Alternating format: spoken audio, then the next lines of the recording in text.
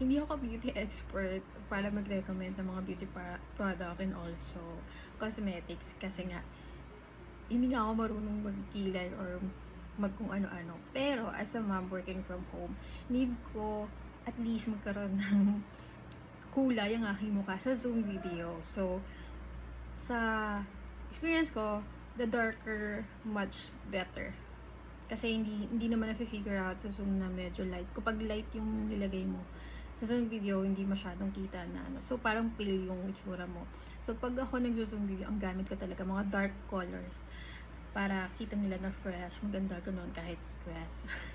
so ang gamit ko, excuse me lang sa kamay kong may ano ng printer kasi nag-ano ako ng printer. Pero ito yung gamit ko today.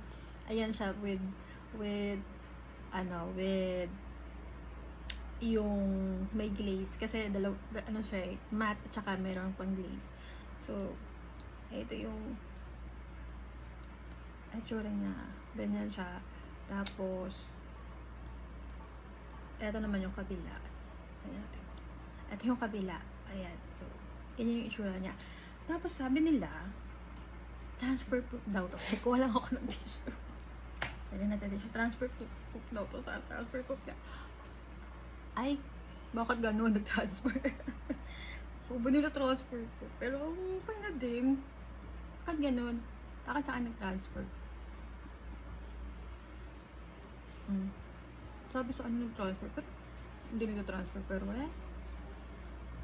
hindi. Hindi siya transfer po sa akin. Pero, naiiwan pa rin naman ng konti yung matte lipstick.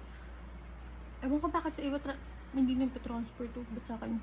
Siguro hindi lang na-set ng maayos. Pero, at least, okay pa rin yung kulay niya. Maganda pa rin yung kulay niya, in fairness naman. So, yan, recommended ng mga work from home mom para maganda ka pa rin, ganun, sa meeting. So, dyan na kayo kasi, meeting pa ako.